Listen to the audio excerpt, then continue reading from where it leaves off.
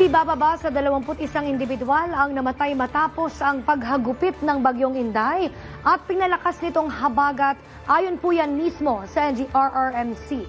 Ang ilang gusali at infrastruktura rin ang ipinatumba ng bagyo kasabayan ng malakas na pagragasa ng baha.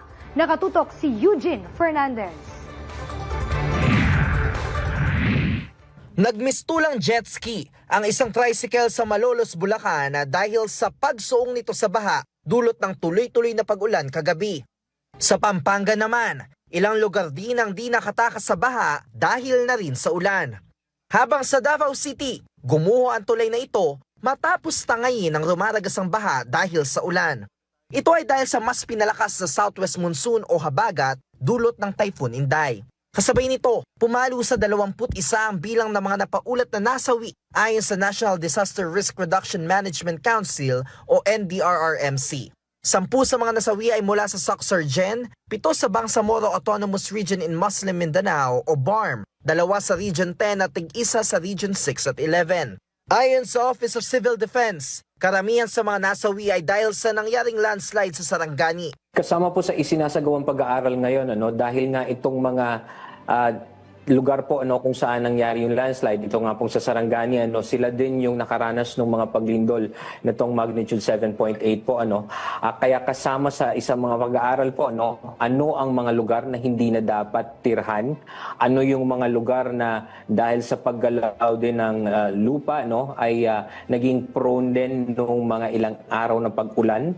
Samantala, umabot na sa mahigit 650,000 na individual o katumbas ng 146,000 na pamilya ang apektado ng sama ng panahon sa iba't ibang bahagi ng bansa. Kabilang sa mga nakaranas ng epekto ng masamang panahon ay ang Region 2, 3, Mimaropa, Region 6, Negros Island, Regions 9, 10, 11, 12 at BARM. Nasa 5,000 pamilya pa ang nanatili sa mga evacuation center habang patuloy ang monitoring at pagtugon ng mga otoridad sa mga apektadong lugar.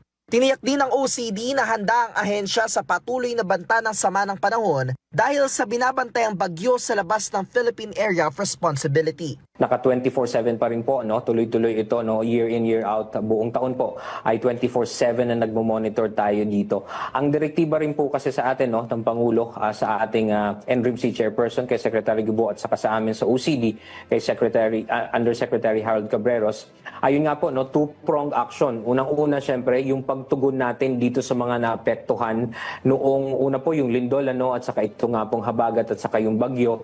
And then at the same time po, tuloy-tuloy pa din yung paghahanda naman natin dito sa mga paparating man na mga bantang panganib.